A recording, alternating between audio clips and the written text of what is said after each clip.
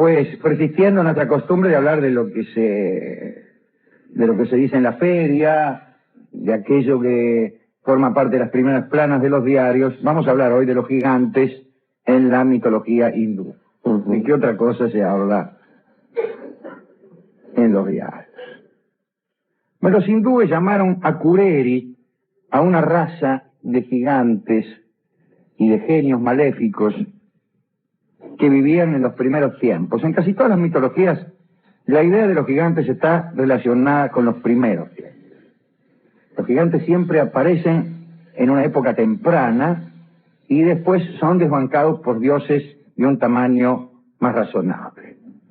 Después de haber causado numerosos perjuicios a los hombres, los Akureri, recuérdese que alguna vez hemos dicho que el idioma de la India parece un italiano, como un italiano del Oriente. Akureri es muy italiano, por cierto. Los Akureri, es decir, los gigantes, se arrepintieron y, pues, merced a una serie de penitencias, obtuvieron de los dioses el derecho de reinar sobre la raza humana. Las dos grandes epopeyas de la India que usted conoce, Rolón, el Ramayana y el Mahabharata, son en parte un extenso catálogo de personajes gigantescos, de origen demoníaco, que viven en perpetua lucha con la humanidad. Dominan la magia, los hechizos y otros recursos que los hacen triunfar fácilmente sobre el hombre e incluso sobre los héroes, que debían requerir continuamente el auxilio de los dioses para salir con fortuna de un enfrentamiento con aquellos pedazos de gigantes. Hay que decir, sin embargo, que ni siquiera a los propios dioses les resultaba fácil entablar batalla con la raza formidable de los Akureri. ¿Cómo eran los Akureri, además de grandes? Pues las representaciones de los hindúes, los afiches, por así decirlo, de los Akureri, mostraban seres espantosos, ¿para qué le voy a contar? Sujetos de varios brazos y cabezas, de 3 ojos, con cientos de piernas. Los gigantes de Grecia, por ejemplo, eran mucho más razonables, no llegaban nunca a esta especie de imposibilidad de los gigantes hindúes. Y ahora vamos a ver algunos de ellos. Vamos a hablar de 2 o 3 gigantes de cartel de los hindúes. A veces las deformaciones a las que hacemos referencia, el tener muchas piernas o eso, se debían a la intervención de los dioses. Un ejemplo es lo que le pasó a Danu, un hijo de la diosa Lakshmi. Danu desafió nada menos que a Indra, que era el dios del aire, de las estaciones, y verdaderamente uno de los guardianes del mundo. Tenía 4 brazos, llevaba los ojos vendados y nunca se bajaba de su elefante Irava. Esto es una incomodidad. Tener 4 brazos, llevar los ojos vendados y no bajarse nunca del elefante, es por cierto una verdadera incomodidad, por no decir que una vida desgraciada. La cuestión fue que esta deidad transformó a Danu en un gigante monstruoso, sin cabeza ni pies, pero con una boca inmensa. Bueno, ¿dónde tendría la boca? Pensarán los oyentes del fondo del subsuelo del Café Tortoni, Avenida de Mayo 827. Pues la boca la tenía en mitad del vientre. Y aunque no tenía pies, tenía brazos, tenía los brazos muy largos. Tenía un solo ojo en el pecho y estaba totalmente cubierto de pelos muy duros. Era feo, ¿no?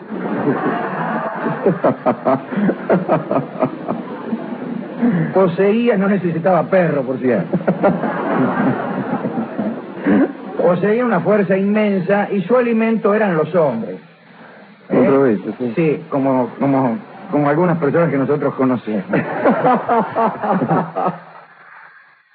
En el Ramayana se cita un encuentro entre el gigante Danu y 2 hermanos llamados Rama y Laksama. Parece que los muchachos iban en busca de Sita, una hermosa muchacha que era prometida de Rama, y que un rey llamado Ravana, en realidad no era un rey, era un capitán de demonios, Ravana, por cierto. Bueno, Ravana había raptado a esta chica. Y comandó, hemos hablado del ejército de Ravana. el capitán Ravana, el demonio Ravana, el perverso Ravana, mandaba un ejército integrado por monos, por osos, y por animales, e incluso por el gigante Danu. Rama, ustedes saben, es uno de los héroes más importantes de la mitología hindú. Era muy hermoso y andaba siempre semidesnudo. No casi siempre desnudo, siempre semidesnudo. No es lo mismo andar casi siempre desnudo que siempre casi desnudo. Así podía verse su piel, que era verde. Y él alardeaba, naturalmente. Imagínese una persona que tiene la piel verde, lo primero que hace es desabrocharse un poco la camisa para que se le vea. Pues Rama llevaba un arco y una espada encantada. ¿Cómo le va? Mucho gusto. Y lo hacía invencible, la famosa espada de Rama. Sucedió que Danu atrapó a los dos muchachos y, como ya hemos dicho que se alimentaba con hombres, se dispuso a mascárselos. Pero los jóvenes consiguieron desenvainar sus espadas y cortar los largos brazos del gigante. Para sorpresa de los héroes, el gigante se mostró complacido ante esta operación de sentirse manco. Pero sucede que, según una profecía, el gigante Danu iría al paraíso el día en que alguien le cortara los brazos. Así que, muy contento, Danu se dejó morir, y allá fue al cielo, mientras guiñaba su único ojo en medio del vientre y mientras flameaban al viento sus pelos duros. Hay otro episodio, según el cual Danu, muy sediento, se había bebido todo el agua del río Ganges y la había devuelto por una oreja. Beberse todo el agua del Ganges ya es algo, ¿no? Es un río considerable. Devolverla por una oreja es muy difícil. Mire, es difícil hacerlo con un vaso de agua. Calcule con el río Ganges. Con el río Ganges. Me gusta el gigante Danu, ¿eh? Me gusta porque el pobrecito era feo. Imagínenselo, usted llega ahí con el ojo en medio de la panza, con los brazos largos, sin pies, no se sabe cómo llegaba. ¿Cómo llegaba? No dice acá, sí dice. Bueno. Muy jetón, encima, boca grande. Dice, claro, llegaría rodando o caminando con las manos, vaya a ser. Claro. Otro gigante. Gadiamucha. Repito, Gadiamucha. Es un lindo nombre, Gadiamucha. Fue otro de los gigantes de las primeras épocas de la raza de los Akureyri. Había obtenido el privilegio de la inmortalidad. Privilegio que es tal si se acompaña de una eterna juventud. Alguna vez hablaremos de este detalle. Tenía también la facultad de generar vientos tempestuosos, disculpen ustedes. Pero por haber abusado de este poder, los dioses lo convirtieron en un ratón gigantesco y lo utilizaron como cabalgadura. Que no digan que este programa no tiene un propósito edificante. Te va a pasar como a Gadiamucha. Dirán las madres a sus hijos o a sus maridos. Otro es Hayagriva, un gigante que robó nada menos que al mismísimo Brahma el libro que Vishnu había escrito para la perfección de la humanidad, el Veda. El libro mágico, el Rig Veda. ¿Y sabe usted que en la India clásica, si uno conocía suficientes líneas de los Vedas, podía librarse de castigos correspondientes a un crimen o un delito? Que, por ejemplo, y estaban establecidas el número de versos, por ejemplo. Por ejemplo, usted lo llevaban en cana por afanarse algo. Sí. La pena variaba según lo que usted afanase, ¿no? Pues usted purgaba ese delito recitando, supongamos, 500 líneas del Veda. Cuesta trabajo imaginarse las escenas en una comisaría de la India con Y cuesta creer cómo los comisarios tomaban estos recitados, porque se supone que un comisario debería ser experto. Bueno, tendrían un ejemplar. Sí, claro, dice, A ver, bien. Pues Vishnu era el autor de los Vedas y Hayagriva, el gigante, robó ese libro a Brahma. Brahma, ya saben ustedes, es el dios creador, el que representa la inteligencia, el maestro de todas las criaturas, el regulador del mundo. Bien. Tiene 4 cabezas, Brahma, que miran a cada uno de los puntos cardinales para no tomarse el trabajo de darse vuelta. Tiene también 4 brazos que sostienen el Veda y una botella con agua del río Ganges. Parece que a pesar de los 4 brazos, Hayagriva alcanzó a afanarse el Veda.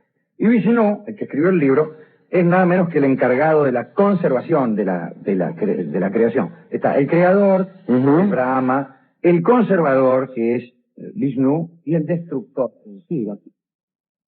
Pero no el destructor en un sentido apocalíptico. demoníaco, claro. Claro, es un Dios bueno. Es el destructor, antes que nada, de la ignorancia.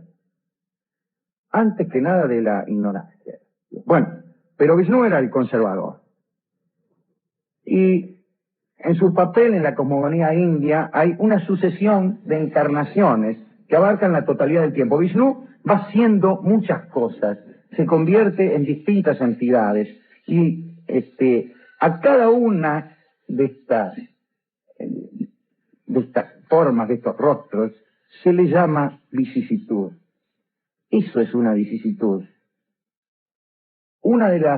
Cada una de las encarnaciones del dios Vishnu es una vicisitud. O también un avatar. Un avatar.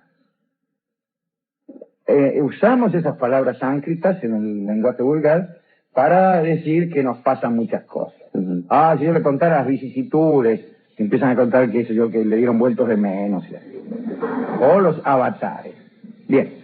Era aquel Vishnu el que montaba, disculpen ustedes, al pájaro Garuda. Era un pájaro sabio. Qué lindo nombre, ¿no? Garuda. Mi padre hubiera contestado algo fantástico. Bien. Total que afanaron el libro de Vishnu. ¿Quién lo afanó? Hayagriva, el gigante. Pues a falta de Veda, donde estaba la palabra sagrada, los hombres pues marchaban más rápido que ligero hacia la inmoralidad, hacia el vicio, hacia el crimen.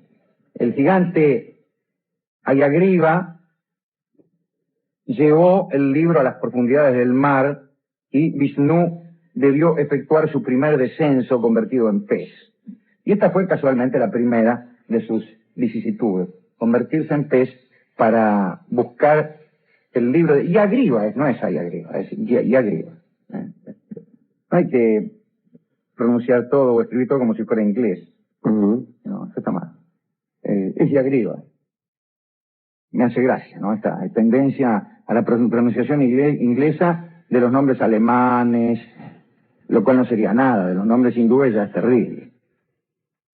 Y de los nombres castellanos, imagínense decir hiato, en vez de decir hiato, hayato. Bueno, el caso es que Vishnu, convertido en pez, rescató el libro. Cuesta trabajo pensar cómo habrá hecho. Si Brahma necesitaba 4 brazos para sostenerlo, ¿con qué lo agarró el pescado? No sabemos. Pero ordenó a los dioses que provocaran un diluvio que ahogara a todos los hombres y también al gigante Hayagriva. Y eso fue lo que sucedió. El gigante desapareció y una nueva raza de hombres apareció por aquellas tierras. Dirán ustedes, qué curioso, también en la India había la historia del diluvio. Mire, hay diluvios por todos los buenos. No se puede indagar la historia de una mínima comunidad sin encontrarse con un diluvio. En el Ramayana también aparece otro gigante. Me gustó Hayagriva. Me gustó, pero poco. Por ahora me gusta Dano. En el Ramayana también aparece el gigante Kumbhakarna. Era antropófago también. Se comía hombres. Y su aspecto convenientemente horrible. Al respirar producía un rugido. Y al abrir la boca despedía llamas y carbones encendidos. Un día Kumbakarna encontró en un camino unas ninfas acuáticas, unas chicas llamadas apsaras, ninfas acuáticas. Eran unas muchachas que bailaban para Indra, y, o mejor dicho, Indra las enviaba a la tierra para seducir a los ascetas. ¿Sí? O sea que las apsaras eran utilizadas para seducir a los ascetas. Era un asceta, estaba ahí, a mí no me seduce nadie, vio cómo son los ascetas. Sí, señor. Están ahí, y ahí caían las apsaras y los seducían. En el cielo se encargaban de homenajear a los héroes muertos en guerra y a los poetas. Repito, a los héroes muertos en guerra y a los poetas.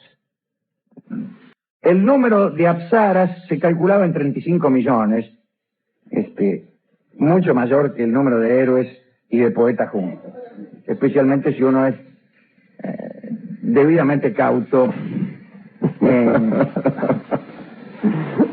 el otorgamiento del carácter de héroe o de poeta, ¿no? Sucedió que un día el gigante Kumbakarna andaba hambriento y se morfó a las 10 ninfas que encontró en el camino, a las 10 apsaras. Llegó y se las comió, lo cual era un verdadero desperdicio, le juro. Después trató de seducir a un lechón. Gustos son gustos, decía el tipo. Claro, sí. ¿Dónde está la monja que hay que matar? Y Brahma, imagínese, furioso, lo maldijo a Kumbakarna y lo condenó a dormir permanentemente. Repito, a dormir permanentemente. Bueno, a esto le llaman la muerte. Sí, señor. ¿Qué es dormir permanentemente sino la muerte?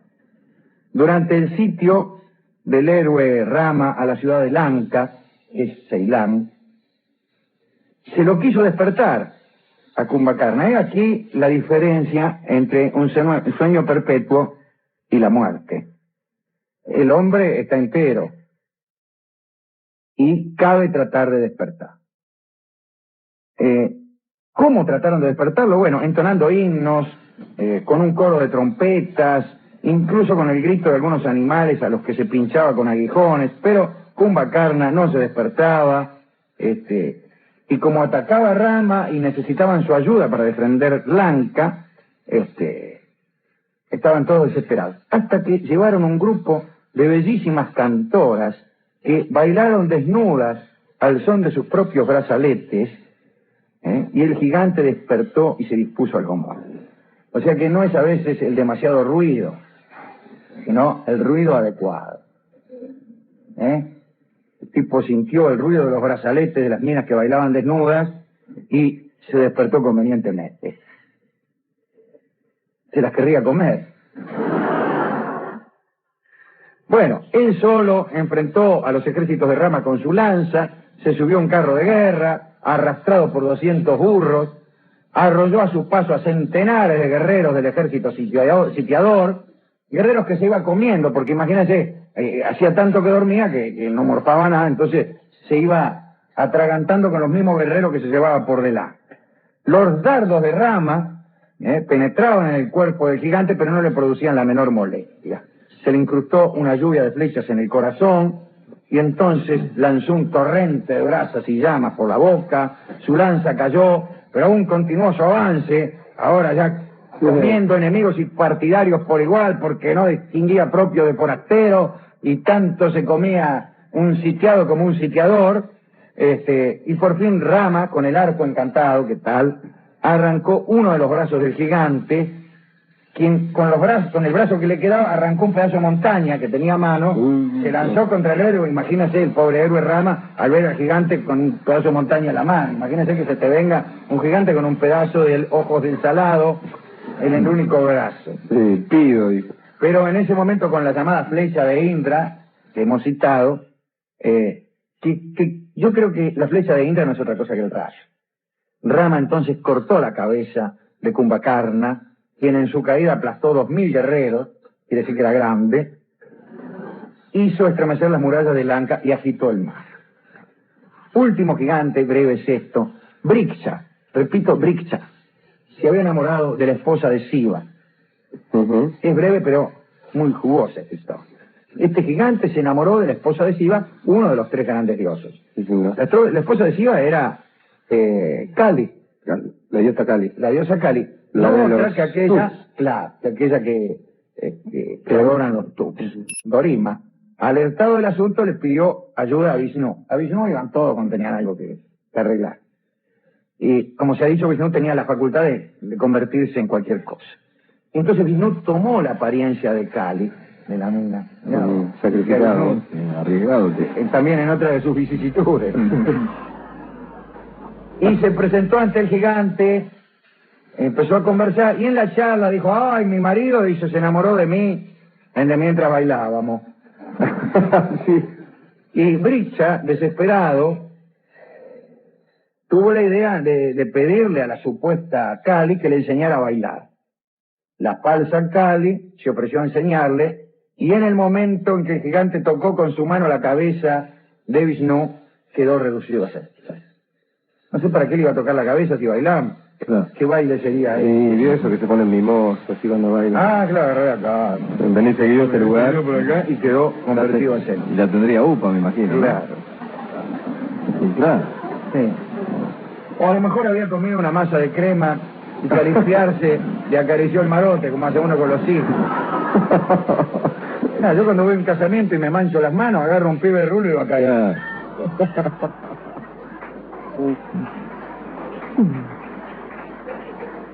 Y este es el último gigante del catálogo. Danu, Brichka, el otro, el Gadiamucha, ese me gustaba mucho también. Bien, gigantes. Grandes, poderosos, pero con un poder lleno de torpeza y lleno de deformidad.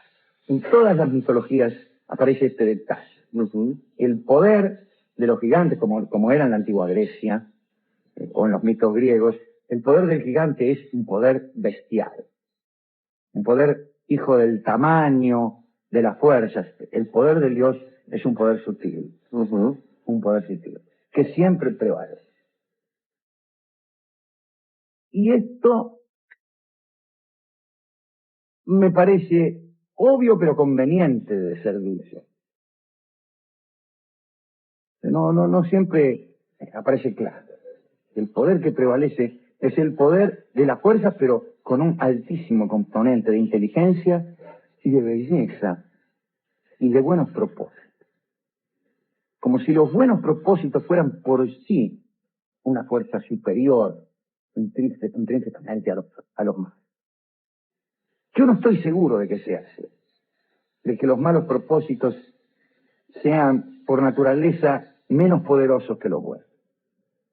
Pero sin embargo, aunque uno no esté convencido de esta superioridad del buen propósito, hay que vivir como si uno estuviera convencido de eso. Yo no estoy seguro de que la belleza prevalezca, o de que la bondad prevalezca, o de que la buena música produzca milagros que la mala música no produce. Pero hay que vivir como si uno lo cree. Apostando a los buenos propósitos, a la buena música,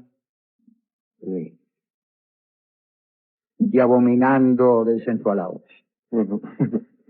¿A quién dedicar este catálogo de gigantes? Pues a los que se enfrentan a los gigantes. A los que se enfrentan a los gigantes. A los que con sutileza e inteligencia se atreven a enfrentar a los que tienen aparentemente mucho poder. Aparentemente. Y si me permiten una pecaminosa alegoría, me gustaría también dedicarlo a los artistas de estos tiempos de gigantes, torpe, que se atreven a enfrentar a esos vulgares, gigantescos y poderosos monstruos con su pequeñez llena de inteligencia, de talento y de genialidad.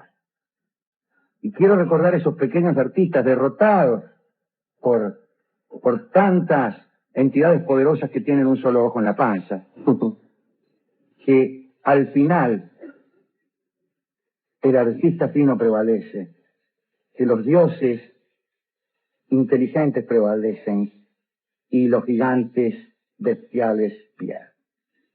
y aunque no sea así, no importa. ¿Con qué podemos ilustrar esta historia? Pues, mire, yo tenía ganas de escuchar un vals, entonces lo voy a atar con un nudo complicado. Vishnu es un dios muy simpático, aunque más no sea porque ha vivido muchas vicisitudes o avatares. Se hablaba de los 3 pasos de Vishnu. Decía que él en 3 pasos recorría la bóveda celeste. 3 pasos que eran el amanecer, el cenit y el ocaso. Iba del amanecer hasta el ocaso en 3 pasos. Y me gustaría homenajear a Vishnu, que era el que conservaba, con este vals.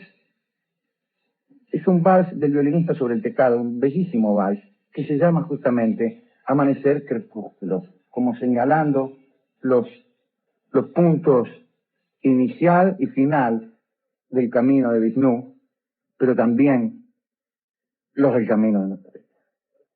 Para los que se atreven a enfrentar gigantes torpes y malvados, escucharemos del violinista sobre el tejado Amanecer Crepúsculo. Adelante, maestro.